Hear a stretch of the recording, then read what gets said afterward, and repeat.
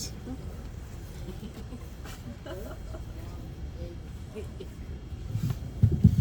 It's too short for this. Hey, can everyone hear me? Yes. All right. Thank you all for coming to celebrate David, Carol's husband, and our dad. He had such an amazing enthusiasm for life. I think we all felt that. And we really appreciate in the last weeks just everyone here just really like bringing him back alive for us, all the stories, all the texts. Like, you know who your close people are when this happens, and who really loved him. And it's, you know, interesting, you know, obviously we haven't been through this before, and I know some of you have, so we want to hear your stories too, but the way you have brought him back to life and sharing stories and the visits and the texts has been almost like living in a 2-week mini-series, you know, something my mother might binge watch until 3 in the morning. So we really appreciate you as he did. Yeah.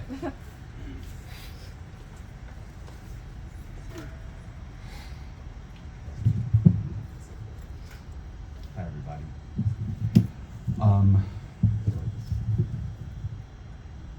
Sorry, give me 1 second.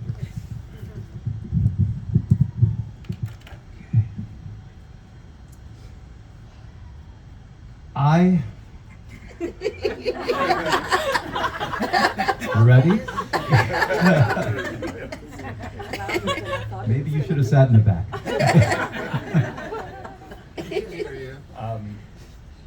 I am a lucky man. I'm quoting my father. There were other variations. I am a very happy man. I can now die a happy man. You get the gist. It's how he usually opened things. Those of you at our weddings or our anniversary celebrations, or just hanging out sometimes, you've all heard it. And yes, he had so many great passions in his life that contributed to his being a lucky man, his high-powered career. He loved fishing and tennis and bridge and chess. But we all know what makes you truly lucky in life are the relationships, the people. And so he was most lucky because of the extraordinary group here today. His beloved family and dear friends. You are all inextricably sewn into the fabric of his life and his good fortune. He loved you all. Though for a lot of people, especially early in your relationship with him, it was hard to know how he felt about you sometimes, because, how do I put this? The look on his face when he was looking at you was as if you had killed his dog. But it was not obviously a face he put on intentionally. It was just a look he had when he was intense in thought, usually about work. So much like a woman in labor who's picking a spot to focus on while she does her breathing, my father did that with his thinking, and the spot was your face. So if you ever took it personally, retroactively, don't. I never got to meet my grandfather, for whom I'm named after. And I don't think I'm being disrespectful when I say you could describe my father's mother, my grandmother, as a little self-involved, a bit difficult. She loved my dad and us, don't get me wrong, but she was a smidge difficult. Very small example, when we went to a restaurant with her, and she would say to the waiter, "I'd like a glass of water, please, in a clean glass." And I was always hoping one of them would come back to the table with water for everybody and say, "Now, which one of you ordered the clean glass?" Anyway, extrapolate that out over an entire childhood, and you may have an idea of what my father experienced. in those situations, it can go one of two ways. Either you become your parent, or you go completely the opposite way. And as you may have guessed, man, did my dad go the opposite way. As my sister says, and we'll talk about, he was a problem solver, especially the problems of the people he cared about. I think many grateful people here today. He was the opposite of self-involved, and it started at an early age. Some of this may be lore, as I recall him telling me this, but I can't confirm it now with anyone. But for the most part, it's true. When my dad was 16, he drove from New York City to Los Angeles and was understandably at his age, accompanied by someone, a man who worked for my grandparents, who was beloved by my dad's family, and his name was George, and he was African American. And when they were driving through the South and stopped at motels, my dad, being from New York, was horrified that George wasn't allowed to stay in most of them due to segregation. So my 16-year-old father not only refused to stay in those hotels, but he stayed in the hotels that George stayed in that were listed in the Green Book, a guide for African Americans that listed safe places for them to procure services. You may remember the Academy Award-winning movie of the same name. By today's standards, I think what my dad did doesn't sound too out of the ordinary, but when you're 16 and it's 1950 and you're traveling through the deeply segregated, judgmental, peer-pressuring South at that time, and you take a stand long before the civil rights movement ever happened, well, my dad loved George, and for him, it was a no-brainer.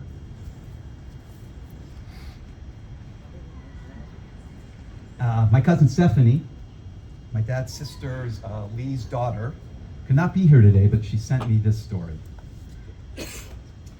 One of my earliest stories of Uncle David is on my 5th birthday.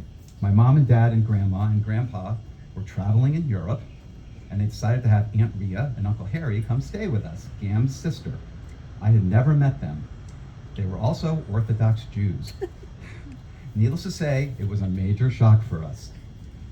I had a small kid's birthday party, which was pretty awful. I've never been to an Orthodox kid's birthday party, but I can understand that.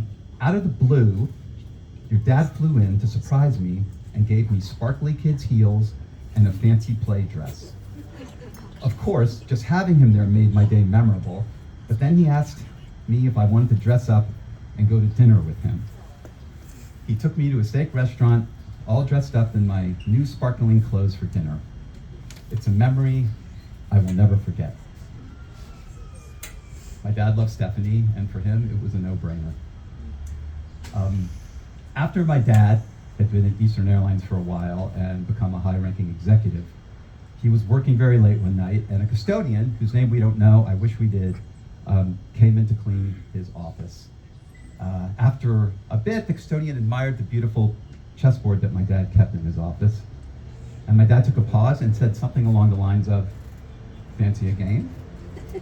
And so they started playing. For years, I think. The custodian making a move at night, and my dad making a move during the day. So it took a long time to play a game, and my mom says he used to be so excited to get to work to see what move the custodian had made the night before. Like at most companies, there probably was not a lot of fraternization between custodians and vice presidents at Eastern, but I guarantee you my dad didn't think about it like that at all in any way, shape, or form. He just loved playing chess, and here was a nice guy he could play chess with. My mom seems to recall that first game the custodian actually beat him. And I think soon thereafter my dad requested someone else clean his office.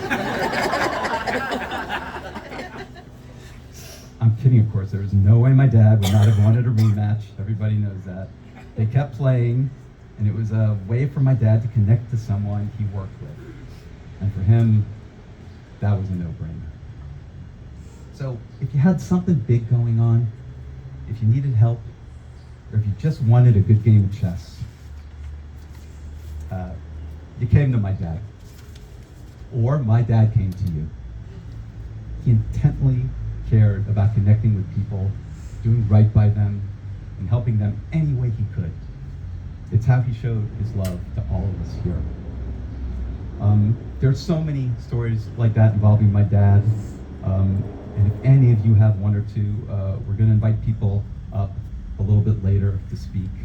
And I, as well, will be saying a few more words later. Thanks.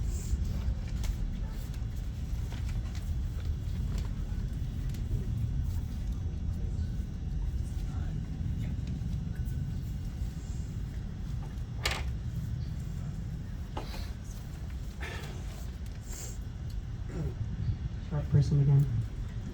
Here we go. All right, so my dad had such an enthusiasm for life. He was clever, he was competitive, he was a teacher, he loved food. He was an airline executive. I'm gonna tell you a little bit about that. That was a big part of like our family and really his persona. He was a fisherman. He was an attentive husband, father, grandfather, uncle, brother, cousin, and friend. He loved to solve problems. We'll hear more about that. And he and my mom made a great team.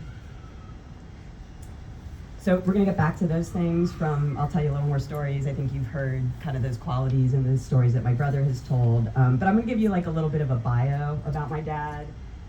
Because sometimes I feel like he was just this huge part of history as a commercial airline pioneer. And I think we've always found that so fascinating. A lot of people, when you say Eastern Airlines, they'll say like, I took my first flight on Eastern Airlines, right? It's like this iconic part of our world. So the cool thing about his bio is there was an interview done in 1986 by Georgia State University when Eastern was purchased by Texas Air. Gets confusing. There was a lot of M&A going on then. And I think we have some Eastern Airlines people out here, so I might not get all these facts wrong. And I love, we can make this interactive, like a wonderful family wedding that we were just at a few weeks ago.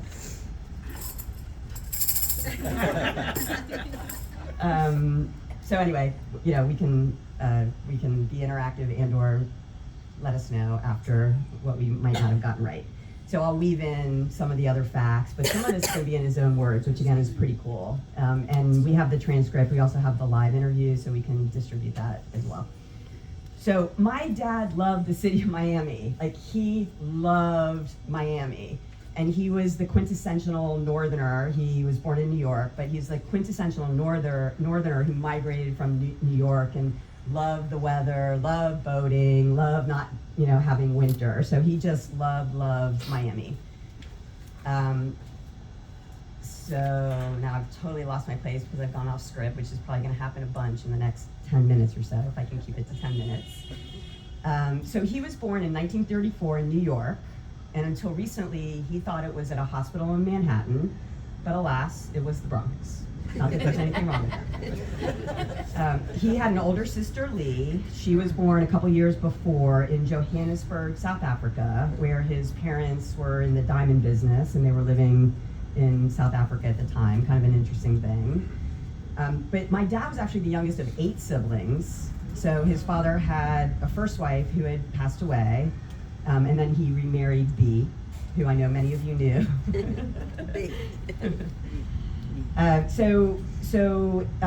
When my dad was 6, the family moved to Deal, New Jersey, and they had a stream behind their house, and he and his sister used to go down and they used to fish out of the stream.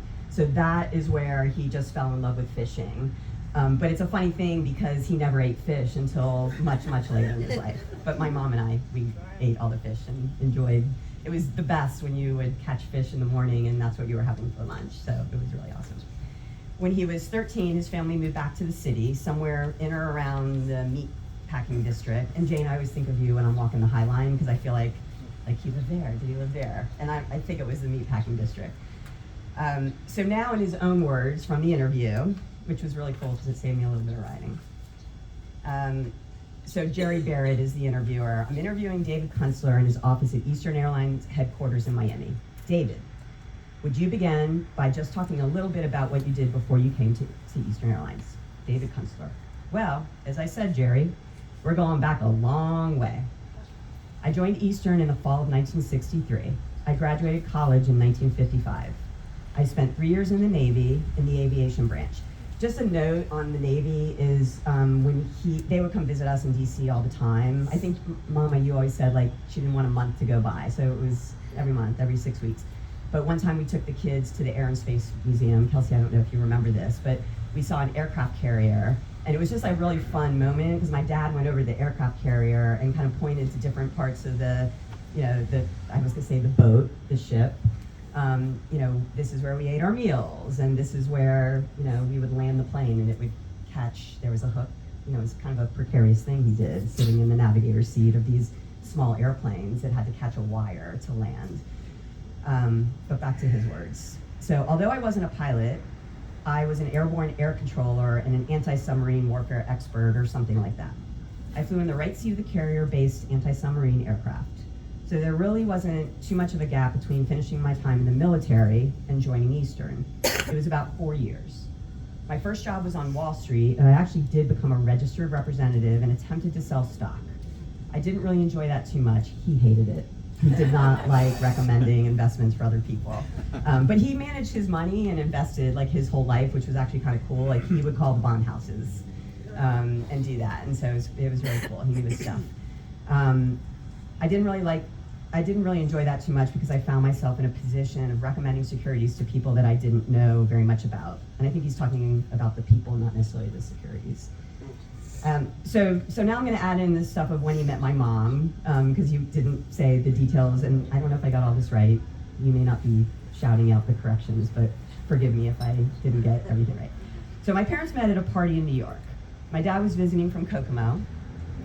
My mom was working for NBC, living with a couple of friends, Linda. Judy's not here. Within 3 weeks, he put a ring on their finger, and they were married 3 months later. This part I'm going to cry. They were married 62 years as of last Sunday. They were a great team. In his early career, after he met my mom, they lived in Kokomo, Indiana. It was super cold. And then they decided they wanted to live in Miami. So he quit his job and they moved here. He didn't have another job. How many of you has he ever said, never quit a job until you have another job? Right? Okay. So anyway, he did it. My mom helped fill in, like they had banked her salary, so there was a more risk management plan there, but come on, Dad.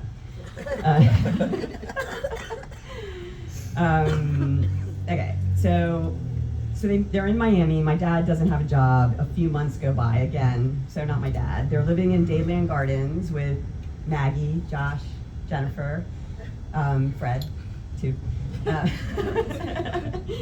And it wasn't them, but at one point there was another friend there, and this guy asked my dad if he'd ever considered working for Eastern Airlines, and my dad was like, no. He's like, that's not what I came here to do. But hey, I'm going to check it out anyway. So this gentleman introduced my dad to the head of personnel at Eastern, and he was offered a job pretty quickly. And now I'm going to read his words again. When I accepted the job, I really thought it was going to be an interim thing until I found something that I really wanted to pursue. He says that 23 years ago, so it's 1986 in this interview. And he says, I really haven't looked for anything since. The reason is that this is just a fascinating company and a fascinating industry. I don't think I've ever spent a dull day here at Eastern Airlines. So that covers it. And that just covers it. Like that, you could feel that when he came home every night. We sat at the dinner table, we heard the stories. I talk about work too much, I'm sorry, it is his fault.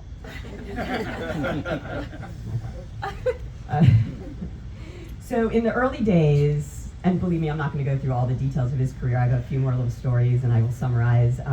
But in the early days, one of the jobs that he took was on the staff of a gentleman named Art Lewis, who was EVP and GM of the airlines, and I think that really means president of the airlines, which moved our family back to New York City. Well, when I was 6 months old. This kind of started this era of my dad seeing about 25 years of the fairly close workings of the senior levels of Eastern. So again, I kind of consider my dad not just a historian, but he was this active leader in this iconic airline for 25 years, and was either chief of staff or a VP reporting to the president or CEO. So he just had a unique view through all the deregulation and so many things that happened in the airline. And again, he loved it, he lived it, and we lived it with him. So he's working for this gentleman, Art Lewis. And we're going to go back to his words again, because Art Lewis resigned at some point when my dad was assistant to the president. So I think that's like a chief of staff thing. So he says, Art Lewis resigns, and so my dad says, for a couple of weeks I came to work and really didn't know what I was going to do. I was an assistant to a departed president. But then the senior VP of marketing, a fellow named Tom McFadden, called me into his office one day and told me he really wasn't happy with the way reservations was running, and would I be interested in becoming vice president of reservations. He further told me that they were in the process of moving reservations to headquarters in Miami. And would that bother me? And of course, I had been trying to figure out how to get back to Miami for 3 years. So it was probably one of the greatest days of my life, because I became an officer of the company and I was told to move back to where I wanted to move, which was great. So as the years went on, my dad held several VP roles throughout his tenure there. He was VP or SVP of many areas: schedules, reservations, marketing, sales and planning. He even bought and sold airplanes for a couple years. When he didn't know an area like schedules, he went to reservation school, and he even took a few calls to test his knowledge and training. He would also sit in the cafeteria and invite anyone to come chat with him about the good, bad, and the ugly. He really wanted to know what was going on. We call this transparency today, but I don't think we used that word way back then, so always ahead of his time. He created a program called Leisure Class to address the overbooking problem. And in Frank Borman's book, thank you, Dick, I don't know where you sat, but thank you, because Dick really helped me with some of these facts. In Frank Borman's book, Frank refers to this idea of leisure class as the solution to the worst oversales record becoming the best in the industry. And Frank says, thanks to the fertile mind of David Kunstler. And I just love that description, fertile mind, because I feel like that just really resonates with how smart he was, how creative he was, and how he applied that creativity to solving really tough problems in a really creative way. And these are Frank's words, but I just thought, in case everyone's curious about leisure class, it actually became a federal regulation. So if you raise your hand to get off an airplane and they give you a voucher, it originated with this thing called leisure class. So in Frank's words, but he misspelled my dad's name, that's the only problem with this. In Frank's words, Kunstler came up with a plan called leisure class, aimed at people who didn't absolutely have to leave on a particular flight. If a flight was overbooked, we told leisure class passengers, we've oversold. But because there will probably be no shows, your chances of boarding are pretty good. If there's no coach seat available, we'll put you in first class at the coach fare. And if there's no seat available, we'll put you on the next flight to your destination, and it won't cost you a cent. The key was honesty with the public.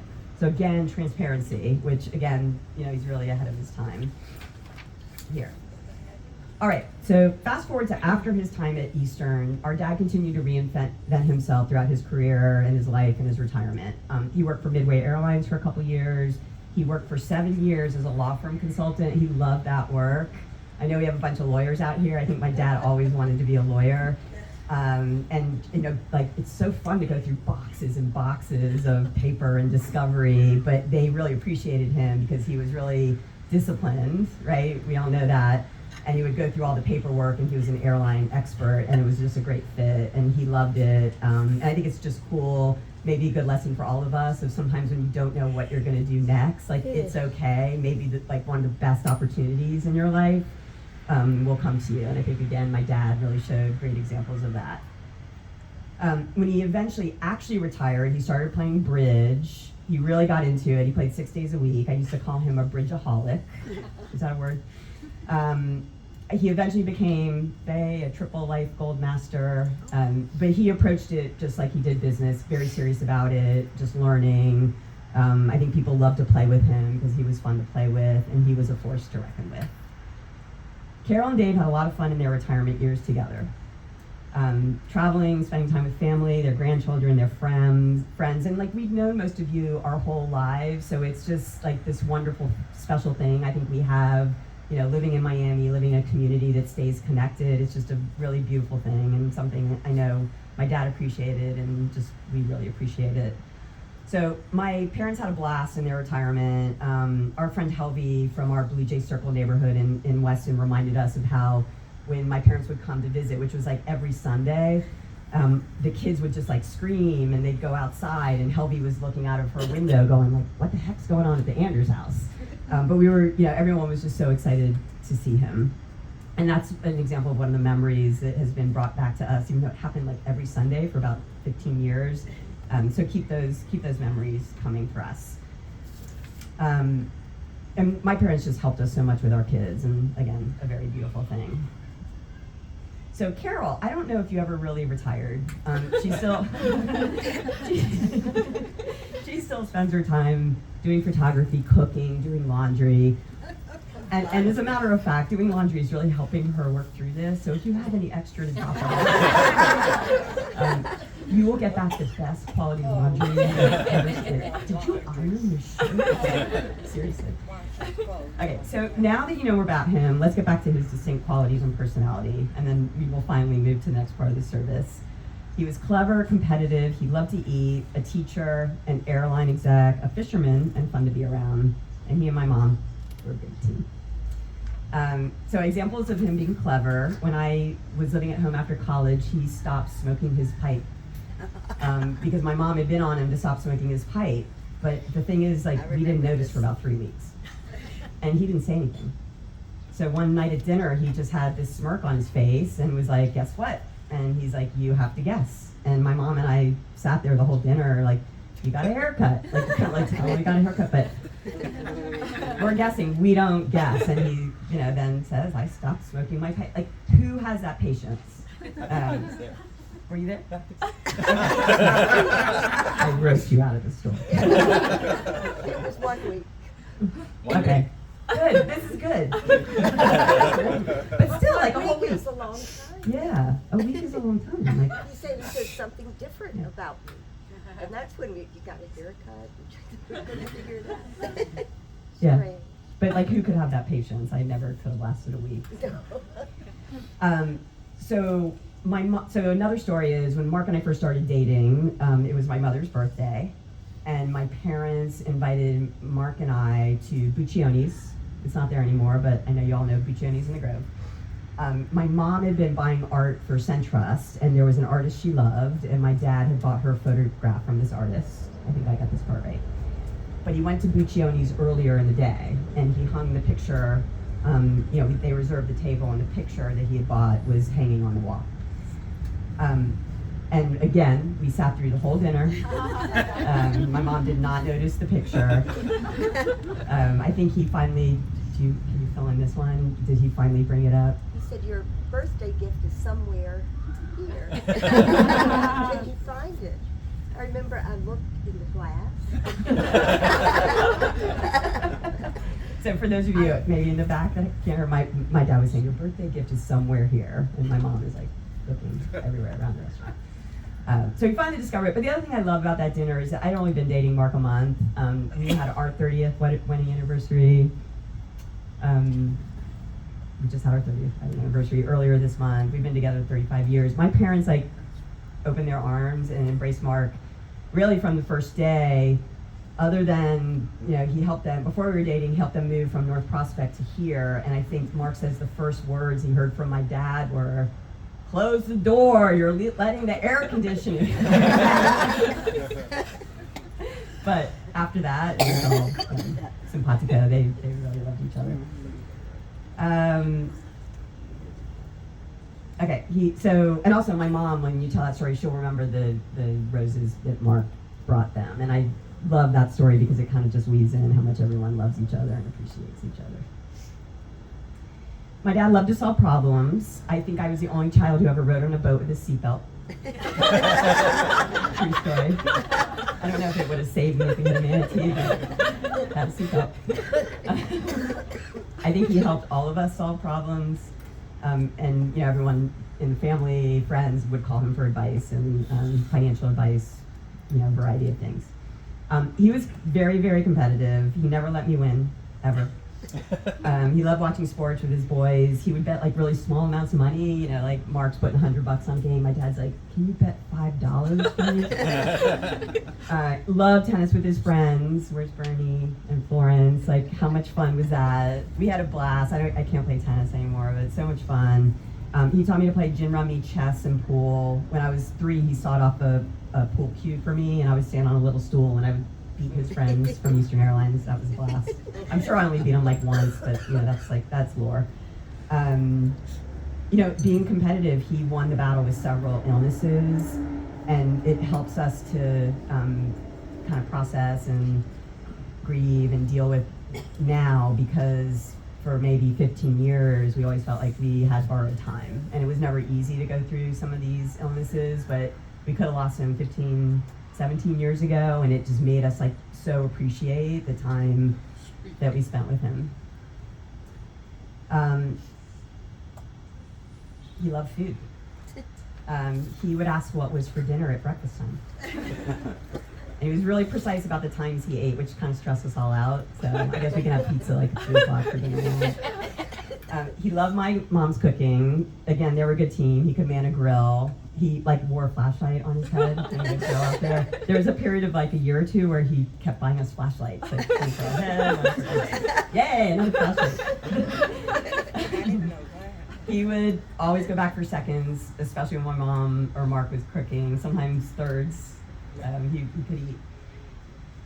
Later in life, like kind of recently, Mark, he's been in this like making bone broth, awesome stews and sauces, and he was really just trying to like get calories and healthy stuff into my dad. And I feel like it was just a couple months ago, we were sitting at the table and Mark had made this awesome beef stew. And my dad at that time sometimes struggled for words. And it was just the 3 of us sitting at the table, Mark, my dad, and I, because, it takes my mom about an hour to sit down after we're all finished eating. We love you, Mama. So it's just me, Mark, and my dad sitting at the table, and my dad takes a bite of the stew, and the only thing he said was, And it was like just a great moment because, Mark had worked hard on the stew, and my dad loved it, and it was so genuine and almost innocent, and so it was just a beautiful moment for us. Mark, he loved you. He respected you so much, and yeah, you guys are a lot alike, and you have some differences, but he loved you. He was a teacher. He had this gift of breaking things down into simple terms and could teach kind of anyone anything, and really enjoyed watching someone else learn. So I know he taught my cousin Shelly how to do a somersault. Way to go, Shelly. And water ski. And water ski. Chopsticks. On the piano. How many of you did he teach? Taught a lot of us how to use chopsticks. I talked about he taught me chess. I don't really remember anymore. Taught me how to play pool. Water skiing. Taught a lot of us how to water ski.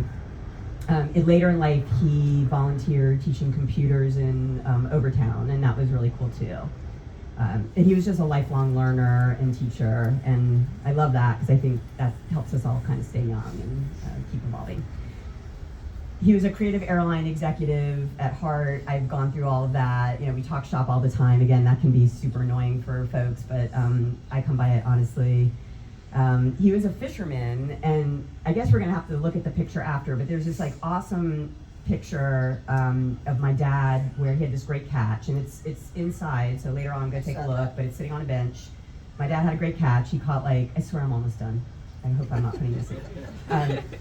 He caught 8 or 9 trout, and that's a lot of trout because it's hard to catch trout. So he lined them up in this little V, the biggest in the middle, and the fish getting gradually smaller. He set the whole thing up. He put on a hat that says, "It's hard to be humble." He stood with his rod, he kneeled, and then my mom just took this awesome picture that kind of draws your eye back into the whole scene in the Keys. And I just think, great picture. He looked so happy. It's so David, and just another example of how they were a great team. I spent a lot of time with my dad fishing in the backcountry. I know you were there too, not all the time. But the thing I remember a lot was he would be it would just be the most beautiful day. We would be in the backcountry in probably a place we shouldn't have been, I felt like, because you would see, like, one time literally a parade of dolphins came through, and we just saw so much back there that was really, really cool. But I just remember him at the front of the boat casting, and he would say, "Oh, life is too short." And it was a very happy moment for him, and he just loved being back there. My mom and my dad were a great team. In his retirement, he was the president of Longview. My mom, the first lady. Sometimes they worked together, sometimes they divided and conquered. Like even in photography, he helped her buy our equipment. You know, in the days we didn't have iPhones, he would kind of calculate shutter speed, and I just remember you guys working through a lot of that together. So I think a lot of what you see is just, again, a really great example of teamwork, but most important, they had fun. They had a lot of fun, and I think all of you all were a huge part of that. So he was proud of us. We were so proud of him. He was a great husband and dad, a great friend. He had a great life.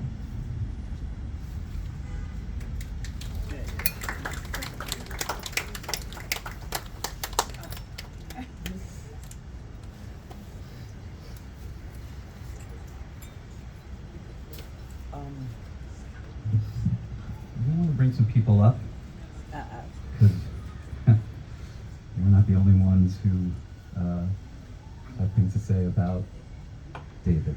I think first, Dick Magurno. Where is he? There he is. Dick has been by our sides through all of this, and you and Dickie are very hard at. yeah, well, I'm not worried for you. Thanks.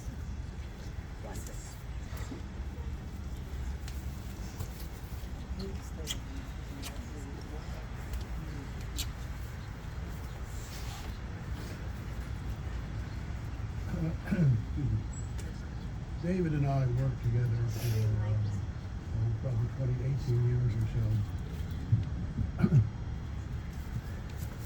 Give it another shot. Be better. David and I worked together about 18 years or so at Eastern Airlines. And I must say, in all that time, David never gave me any clothing with glitter. Nor did he offer to play chess. I think he might have thought I didn't have the adequate skills to match in a match. But I'll try to be brief. Brief, since I'm a lawyer, means something to me as opposed to the tool.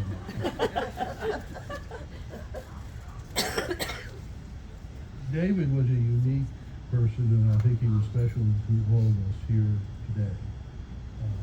And I think this large crowd is evidence of how much he meant to all of us. And in thinking about today, I found a Hebrew quote for this moment. And it reads, "Say not in grief, he is no more, but live in thankfulness that he was." And I think a more modern version of that same thought was expressed by Dr. Seuss, which is, "Don't cry because it's over, smile because it happened." And I think all of us can smile because of our family, and for all of us who were his friends, for our time that we spent with him. Somehow David had one of those, his personality has been so exhaustively discussed by Bill and Dickie that I hesitate to make any additional comment. Other than what I remember when I first joined Eastern was the fierce reputation that this wonder boy enjoyed. And it was the kind of reputation that said, "Dare not contradict him." Dare not expose yourself to a contentious argument. You will not win. And that played out in the most interesting way at our senior staff meetings when we had an equally intelligent, determined, successful fellow and our chairman, Frank Borman. And one of the more interesting exchanges was when David and Frank would be involved in a discussion on an issue, and you almost seemed as though they were trying to top each other. At the end, Frank always won, but the walk into his winning was somewhat of a challenge, listening to the intellectual discussion that existed between the two. At the end, even for David, Frank had ended and said, "This is it." David and I, over time, I think both agreed that the best part of our professional lives were the years that we spent at Eastern Airlines. David as the fearsome warrior and me as the humble lawyer, and given his many talents across many different areas, I had the opportunity that he might have wanted to be, but he never actually exercised work as a lawyer. So I never was in competition with him for offering legal advice, or the feeling I would have lost. Among the stories that I remember about David, among other things, as many of you know, David was a great wine connoisseur. And among my responsibilities at Eastern, as one of my duties was secretary to the director, secretary of the corporation. And that involves such significant things as arranging dinners for the board. I can recall after the Texas Air Corporation bought Eastern, we were having a dinner at the 21 Club in New York. And in advance of that, my significant responsibilities was choose wines. So I went to David and we relied upon him to select the appropriate wine. And during the course of the cocktail hour, as they were circulating, the servers were circulating, David came up to me and said, "You know, we ordered, I'm looking at Chardonnay, we ordered such and such in this year. They're serving a different year. We ordered the best year. They're serving a lousy year." I didn't say anything about lousy, but the concept was there. So that allowed me to go up to the maitre d' managing the process and sound like a very knowledgeable wine person to say, "You know, we ordered a 62. You're serving us a 64. Which allowed the gentleman to first stare at me and then say, "Oh, we are so sorry." And we returned to the appropriate year and vintage. But only through David, and we had that story around the room that evening, but it was only through David that I got to sound like really someone who actually knew something about what I was drinking. Again, to me, David had a kind of decipherable quality that made him memorable to all of us and to the industry, the airline industry, which he and I were a part of. After I left Eastern so often, when I met senior executives at other airlines, one of the first things they would say, "Ed, do you know David Kunstler?" And I said, "Sure." And they would always comment about, "What a smart guy." So David, throughout the industry, was known for exactly who he was. That's Delta.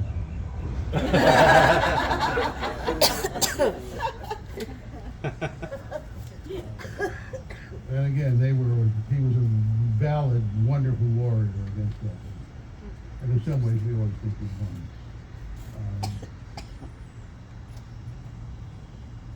David was unique in all of this. And you know, in the closing weeks of his life, as he did earlier in his life, he defied expectations. Throughout the last couple of weeks, the doctors and nurses down at South Miami Hospital would come in very discreet ways. They would say, it was really 2 or 3 days, 2 or 3 days. 2 or 3 days would come by and then come by again and say it's 2 or 3 days. They didn't know they were dealing with David Kunstler. And at the end, I think what David was determined to do, if he was going to celebrate his 62nd wedding anniversary, which they did last Sunday. And the following day, right around the cocktail hour, remember David liked around 6 o'clock or so, whenever you came to dinner, you had to make sure you were there in time for his cocktail hour. I think he offered up a toast to all of us. And he said, my journey is over. Let's toast and celebrate my life, my friendship with each of you. And I think for all of us, we realized how lucky we have been.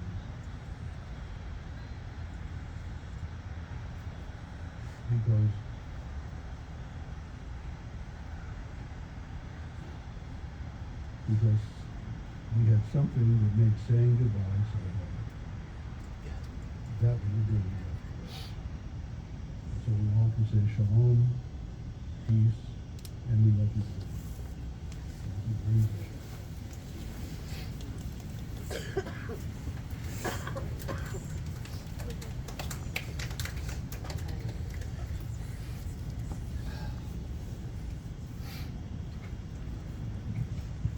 Hi.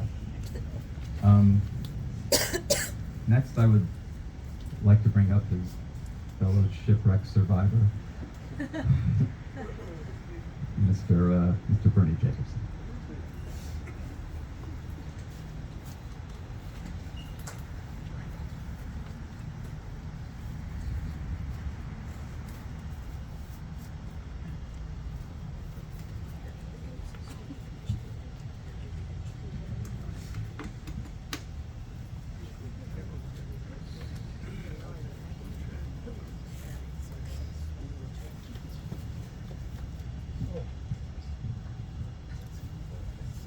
Bill,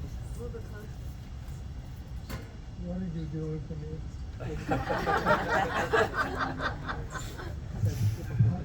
It's like the whole thing. Oh, listen, Bill, Nikki, my God, how can anyone follow? I honestly have never been so moved by the two of you and what you have to say, and what Dick has also had to say. I'm just overwhelmed. And I just thought I could handle things in front of a resplendent audience like this. But, my God, where'd you find them? I have many, many thoughts of David and what we knew together and how we became friends for a long, long time. Over 60 years. They were our friends, and just wonderful, such wonderful, wonderful people who I'm honored to be in their company. And all I can say is I can't add anything to what has been said here. It's just fantastic. So, Nikki and Bill, thank you so much. And I'm going to return to my seat. He loved you so much. This is one of his single malt Scotch buddies. So, Were we? Cool. yes, Taught him many single stories, malt Scotch. many beautiful times in the Keys with the Jacobson family. Big part of our memory. We want to make sure you successfully get back to your seat. So. I'm well trained, but after so many exploits with David and others, I step carefully. Keep doing that. Bernie also married me and Mark, so very, very special.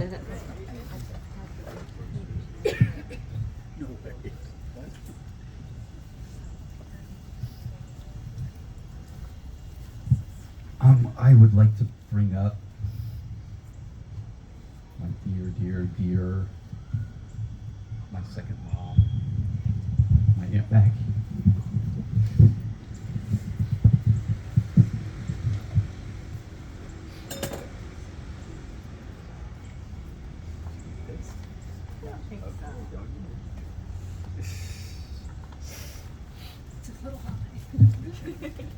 Is that in the right place?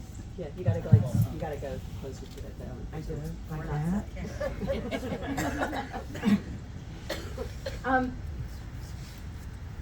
If I had asked David Kunstler what he would have wanted me to say at this memorial service, I know what he would have said. He would have said, "Talk about my wife. Talk about my what? Talk about my wife." And I'll let his words do a little of that. So I'm coming over to visit, and I would just come in with Lizzie through the back door. And on this day, David was in the kitchen by himself, just kind of standing around, and his use of language so much had escaped him, but you knew that he knew things. He couldn't always say them, but he still knew things. And I said to him, I said, "David, you're really looking sharp today." And he said, "My wife has been spectacular." In just that cadence. That's the way he said it. And you have been, and we all know that. Quite some time ago, when our girls, Nikki and Jennifer, were at Emory, they roomed with this great little group of girls, and they've become forever friends. And they used to sit around and talk about their lives after college, and one of the things they talked about was marriage. What would it be like? How would their marriage be? What kind of thing would define it? And they came up with a definition of what they wanted in a marriage. And they called they called that the genius couple. And they only had one couple who made that list at that time, and that was David and Carol, the first genius couple. And even though I badgered them for a while, I'm not going to tell you anyone else who was on the list.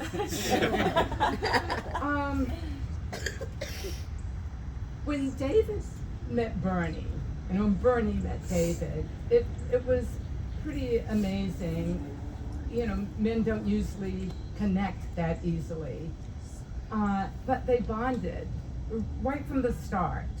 And they just loved being around each other, and they understood each other.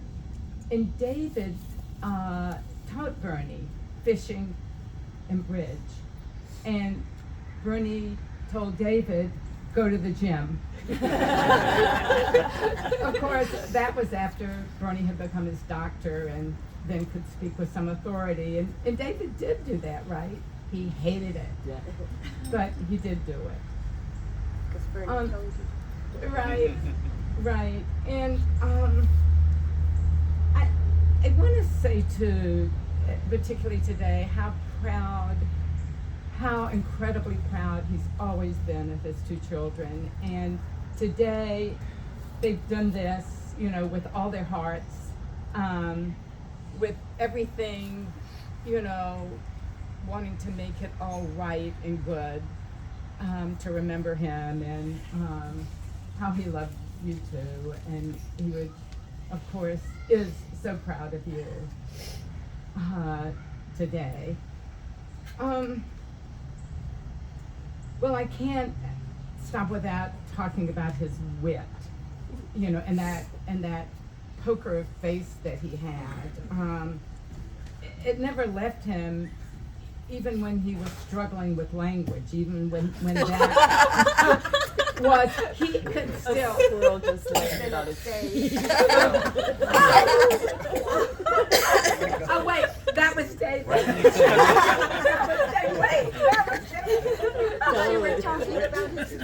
Gotta feel it. David would do that. He would do that right in the middle of my story. But there was a time, not maybe a couple of months ago, when David could still come over to my house and have dinner. And he was getting ready to leave. He didn't like to stay too long. And so this day, he's up, he's by the door, he's getting ready to leave. And I kind of stop him and I go up to him. I wouldn't have done this before that time, baby, but I put both of my hands on his shoulders. And I said, David, I love you. And David paused, and he looked at me, and he said, I like my women younger. So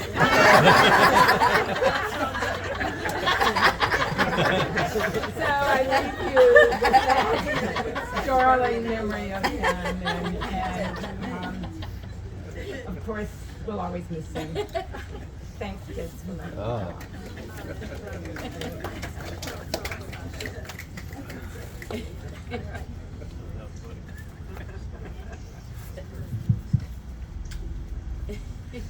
I would like to bring up his beloved granddaughter, Kelsey.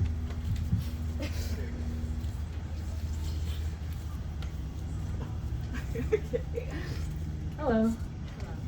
This is not gonna come out well because I didn't practice and I'm gonna cry. So get ready. The first thing I want to say, I've just been reflecting a lot on my mom because it's my mom's dad, so it just makes my mother more human. Which I knew she was human before this. But you kind of have a better sense of like, wow, she's a whole person, like with a dad. And then I think about my dad, and it's just my grandpa made like a really, really, really good mom. I kind of can't even put it into words, like, okay, hold on. She's a really, like, unconditionally supportive, executive badass, like, very, very into her work, but also did that and, like, raised 3 kids, and just being 28, I just can't imagine it, and I don't plan on doing that. And she's also like remarkably beautiful, considering that she looks like Papa. Not that Papa wasn't handsome. Like Grandma says, he's very rugged looking, but not like rugged hot. You kind of implied, but he made a beautiful daughter. She's a really amazing lady, and I just feel really lucky. And the other thing I have to say is that even though he was a pretty stern dude, he every time he looked at me, you could just feel all the unconditional love. I really feel like I was kind of living in his jelly center, and to grow up like that is pretty remarkable. I mean, I have all these generations of love around me. Like my parents really love each other, and my grandparents really love each other, which is kind of special, and I think it's the reason why I am the way I am and why I can do what I do, and I just feel really lucky. Also, he was a little bit spiritual. I don't know if you know this. When I was 23, I was running around the country kind of looking for my soul.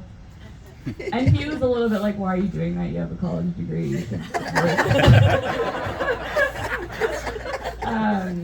but he said, he would just talk about how lucky he was. And he looked at me and he said, Kelsey, I could have been a frog. Which is interesting because, he could have, but then he chose to eat no salt and no butter, not really like, My whole point is that there's a lot of love around here and a lot of love I grew up in, and I think this is just a reminder to really enjoy life and enjoy all the love around us.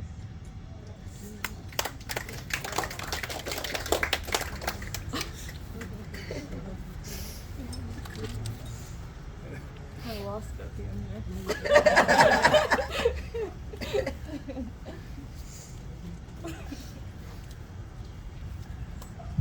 No pressure on anybody, but if anybody else has something they'd like to say, feel free. I'll wait a few seconds. And that's okay. Don Bierman, Tumbling. another one of my parents' very, very closest friends.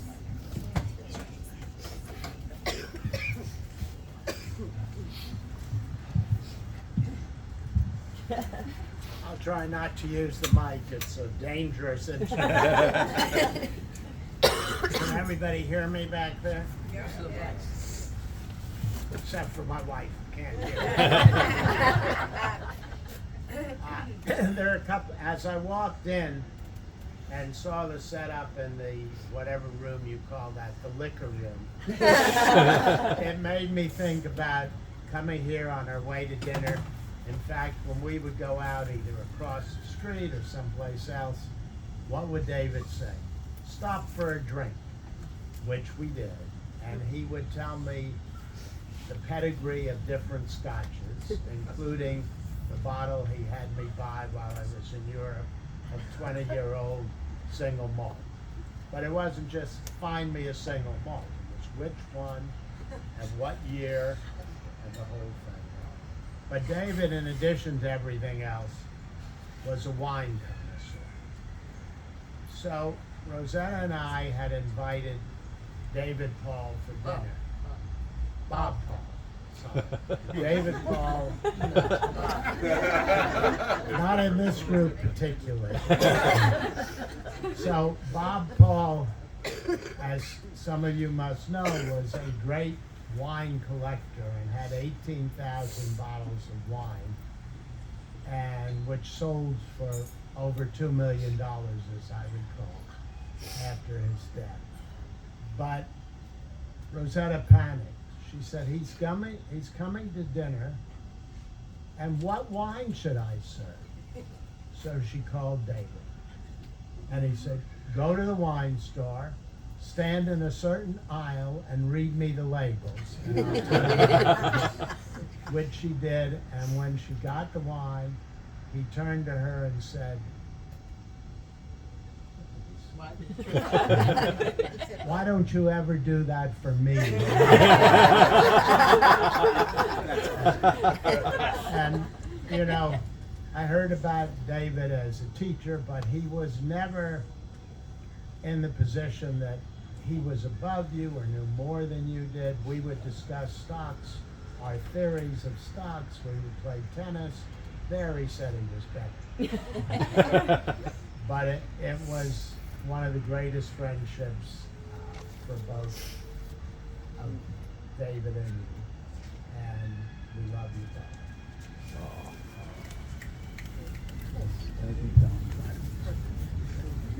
That's perfect.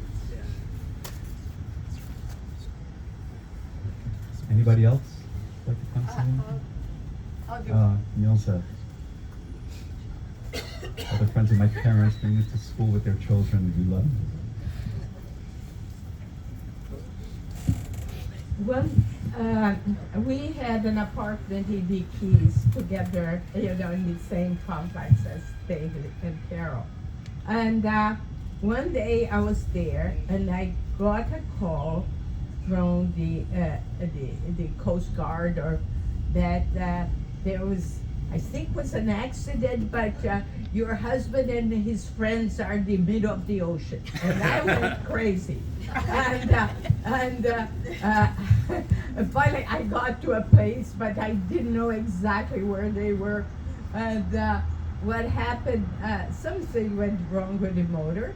And that was a rough sea, and they were in the middle of the ocean. And with Bernie, David, and my Tommy, my husband, my late husband. And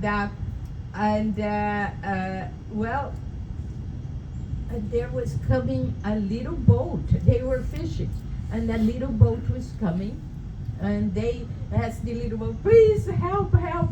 And the little boat had several Eastern pilots. Therefore, they recognized David. There was no problem. They brought them to shore. With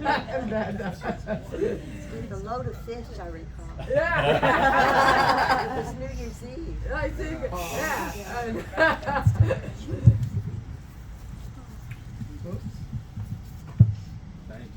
Yeah, and Marty's here too. So Marty was on that boat. another story that had come to life in this thing today. This is a tall people's microphone. Anybody else? Anyone else? Going once? Okay.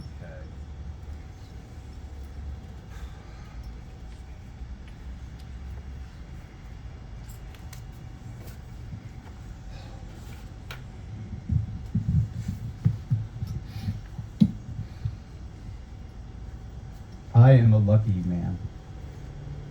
This time I'm saying it for myself, his son, for his glorious devoted wife, and for his brilliant daughter, and his extraordinary son-in-law, and his spectacular daughter-in-law,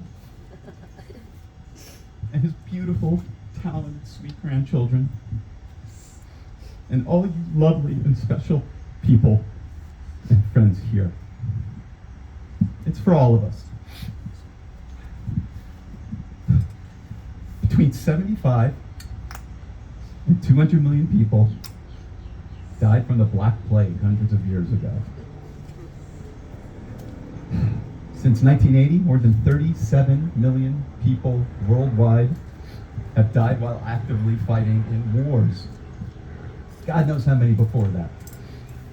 Millions and millions more from hunger and horrific, unlivable conditions.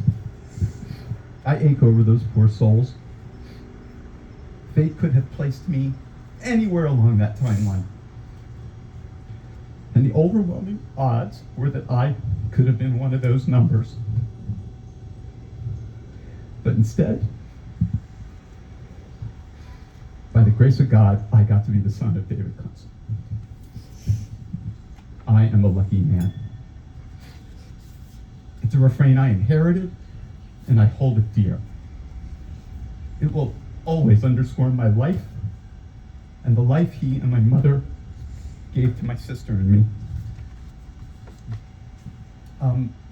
I think when I was around 10 years old, my parents gave me a set of American history books because at 10, I was nerdly and into that kind of thing. And my dad inscribed in the front of one of the books, "Happy birthday to my son, who prefers facts over foolishness." I grew up to be a comedy writer.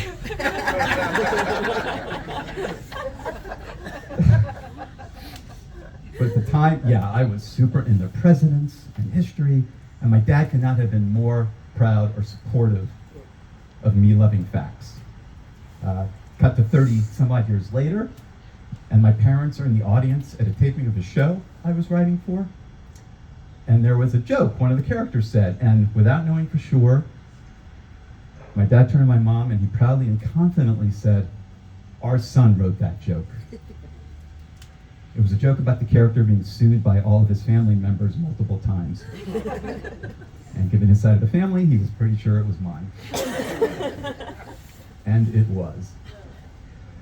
He was now so proud of the foolishness that had become my life, it was clear that it didn't matter whether I was embracing facts or foolishness. Whatever made me happy, he couldn't be prouder. I am a lucky man. As I said, once you knew and understood him, Dad was the kindest, sweetest, friendliest guy there was. Unless you were at his house for a dinner party and it was 10 o'clock and he wanted you to go home. I will never forget, my parents were having a dinner party and 10 p.m. rolled around and my dad wanted everyone to leave. And he dropped several, well, to call them hints is probably wrong since the words "go home" were said a lot. But he always said it all in such a funny way, and everyone would laugh and not go home. He wasn't joking. You know, he wanted you to go home. But I could see where it was confusing because he was being so funny. And after 20 minutes of trying to get people to go home, you know, he sighed, and he had a kind of conciliatory look on his face. And he said, "Look, I'll compromise. Half of you go home." I just remember I laughed and laughed. I've been in a lot of comedy rooms. For me, that is as fine a joke as I've ever heard pitched. The kind of jokes I grew up hearing all the time from him.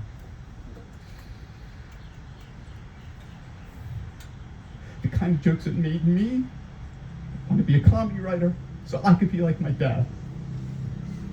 I am a lucky man. As you all know, my dad's best, most loyal audience was my mom. My mom, as you also all know, is an angel. The hospice nurse recognized that within minutes, and she could not stop saying it. She called her an angel about 1,000 times. She was sent to Earth to show us the right way to appreciate the ones you love. Because when she appreciates you, you feel the most appreciated you have ever been. Her generosity in that area is unrivaled. She is also the strongest person I know, bar none. Again, my sister and I could have been born to Jews during the ancient Roman days and unceremoniously fed to lions that keep kosher.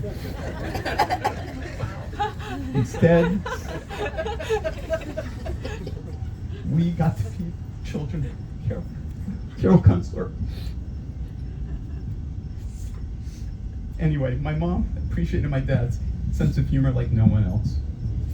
The subtlest joke could send her on a laughing fit for hours. Days, really. Because the next day she would be silently going about her business and all of a sudden burst into hysterics because of what he had said the day before. It would scare the hell out of us. She adored him.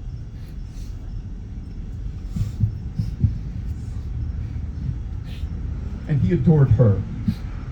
From the littlest things she did, I remember my mom figured out that clothespins would make for good ways to keep bags of food closed. You'd spin the bag and you'd put the clothespin on and it stayed closed. And Dad talked about it like she had split an atom. And then, of course, her amazing photography and her fantastic cards. He was the proudest one in the room.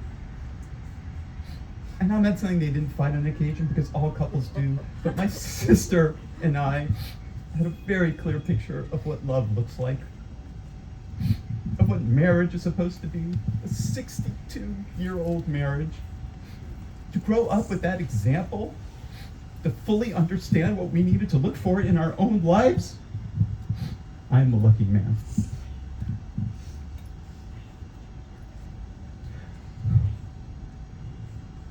I think most of you know this, but my dad was almost preternaturally strong, and he whipped death over and over again. He had, and he beat pneumonia twice, prostate cancer, a heart attack, a brain aneurysm, and an abnormal bleeding blood vessel that critically hospitalized him for a month and came this close to taking him. But my dad would not have it. He would not leave us. It led me to believe that Dad was the infamous Rasputin reincarnated. I don't know if reincarnation can work this way, but it was only the cheating death part of being Rasputin. I don't believe Dad ever tried to curry favor with the Tsar in order to gain influence within the Russian Empire. At least I don't think so. He was very private in many ways. Anyway, after he beat each thing, he always said to me, well, one day something's going to get me. And as you all know, something finally did.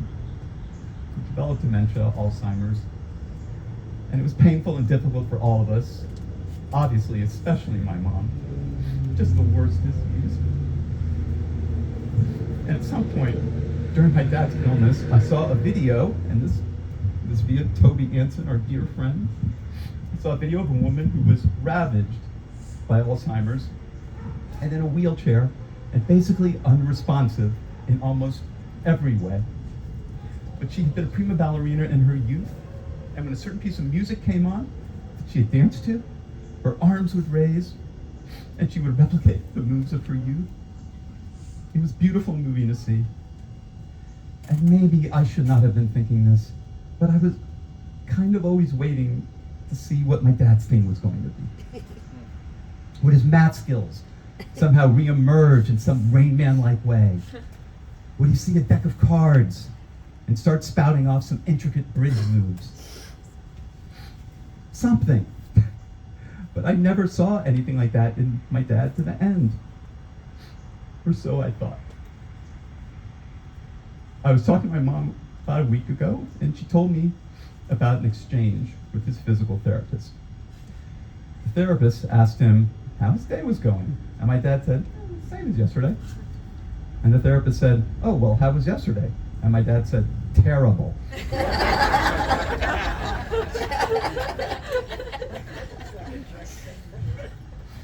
Again, I can tell you that is as funny and fine a joke as I have heard in any room I have ever worked in, from my 89-year-old Alzheimer's ravaged father. And it was suddenly so clear, and given all the stories I've told and everybody has told here, I don't know how I couldn't have seen it earlier. But my dad's thing was obviously his brilliant sense of humor. It never left him. Maybe because deep down, he knew how much it meant to my mom. It reared its head all the time, in breathtaking ways that you would have thought he was no longer capable of. He made us all laugh to the very end.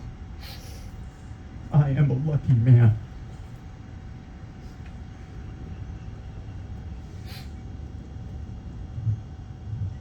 I've had my highs, I've had my lows, I've had my joys, my disappointments. But I never feel lost. Never.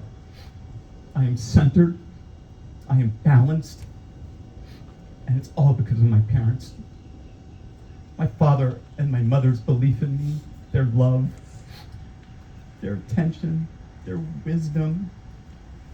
A lot of younger people today can't understand how we could have lived without the internet when we were young. Well, David Kunstler, at least as far as we were concerned, was the smartest man in the room. We didn't need Google, we had Dad. As a father, he was always on the clock. Always. He never let us down. Never. If my family ends up feeling half of what our family felt about our father, then I will have succeeded as a dad beyond my wildest imagination. I stand here before you today wearing suspenders and a belt. Those of you that know. To be like him and in his honor. God, Dad, how I wish I could raise one more glass to you in person. But I'm comforted with the knowledge that wherever you are, you're raising a glass of the finest single malt scotch up there with Bernie right now, and Lenny, and John, and a glass with Neil and Sarah, and Margie and Al, and Michelle and Chuck, and one with Izzy, and Leanne, and Oscar and Francis, and Celia, and probably not Gene because he doesn't go out a lot. That's an in-joke. And Clay. And my Aunt Lee. And Grandma. God bless Grandma. I just hope they serve hers in a clean glass.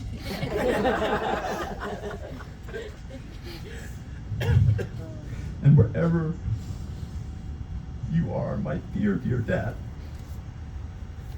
I hope the fish are biting. I hope the bridge players you're up against are skilled enough to challenge you, but never good enough to beat you.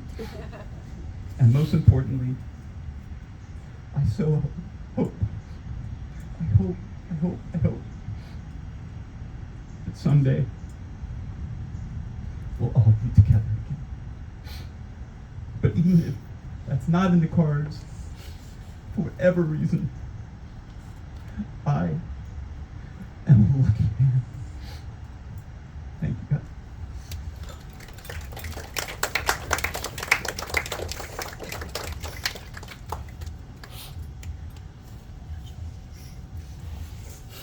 Do whatever you want.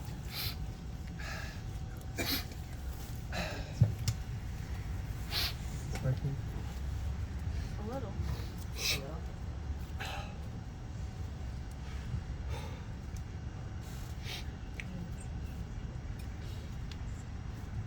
Okay, is this working? It's working.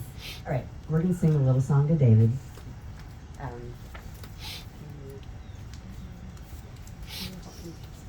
have to share. Should we just do a pass? Are we sharing? You guys have this one. You guys sing the guitar. Okay, sorry. Okay. Do we share? Did you do it? Share.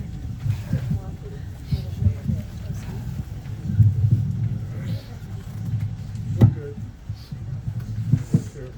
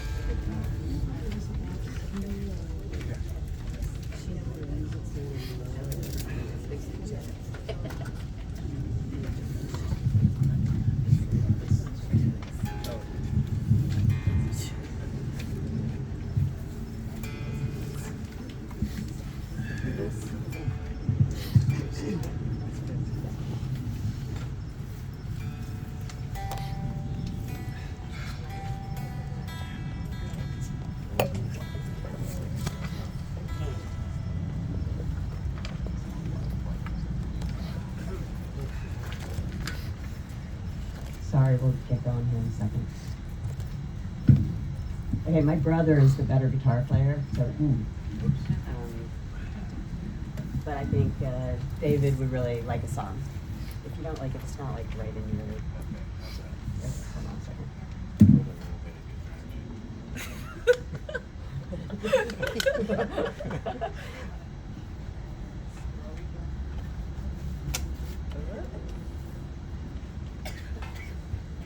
If you like to sing, sing, and if you just want to listen, but this is more of a sing-along kind of thing. So let's sing to David. Hopefully I can pull this off. Woohoo! Woohoo! Oh. Oh yeah. Keep it.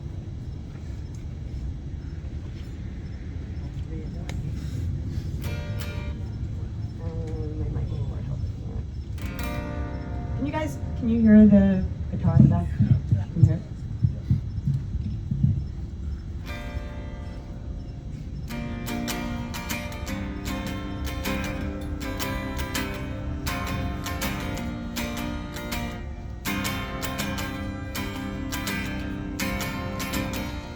You belong among the wildflowers. You belong in a boat out at sea. Sail away here along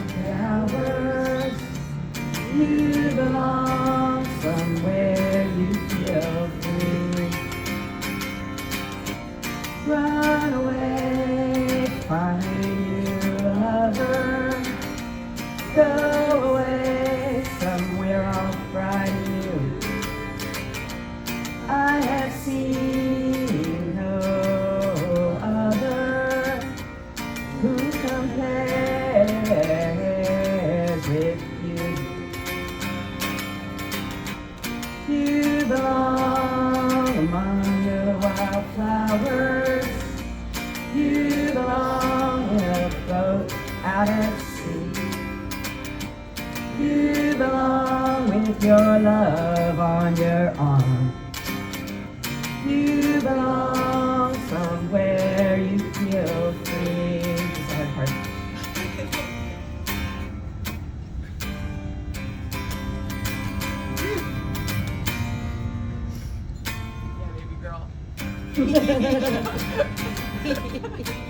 I messed it up.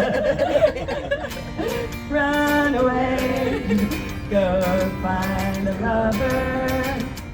Run away, let your heart be your guide. You deserve the deepest of cover. You belong in that home by and by. You belong among the wildflowers. You belong somewhere close to me. Far away from your trouble and worry. You belong somewhere you feel free.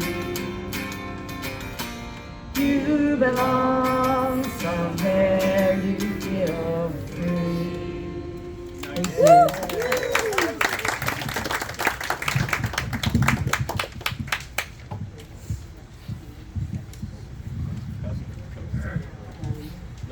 Let's hang out. Hold on. We're gonna invite our family to come up and do the Kaddish. Oh, okay. Jane, Rick, Neil, Leslie, Shelley. We all don't know it, honestly, but we're gonna do our best. Get me away from the microphone. Feels like the right thing to do, yeah. Jane, I think you might have to take the lead here. We can move this one, or they both actually. Yeah, do you guys just wanna hold it? Yeah, whoever knows it best. All right, well, fortunately, someone else wrote this for us. Are you ready? All right. Yitkadal, Yitkadal, Shnei Rabbah, Ve'amal, okay? Yamli, Mahid. Okay. Shorite, Yamlik, Mapute, Behayahon, Behayahon, Bechaye, Kol Beit Beit Israel, Yisrael, Ba'ayala, Uzman, Harim, Be'im, Yehei, Shnei Rabbah, Nembarak, Ve'olam, Umayah. Yitzhak, Yitzhar, Yitzhar, Yitzhaman, Yitzhaseh, Yitzhador, Halel, Yitzhaleh, Yitzhak, Shei, Yitzhak, Yitzhak, breakthrough. Remind you of the Shurata, Shurata, Venekramata, Bimru, Amen. Behei, Shuam, Rabba, Min Shemaya, Bechayim, Aleinu, Biakol, Yisrael, Bimru, Amen. Osei Shalom Bimrumav, Hu Yaseh Shalom Aleinu, Biakol, Yisrael, Bimru, Amen.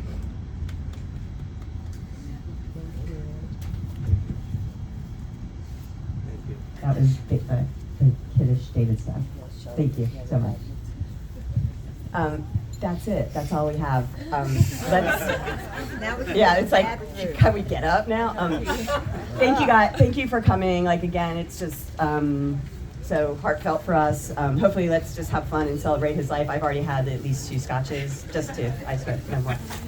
Thank you all.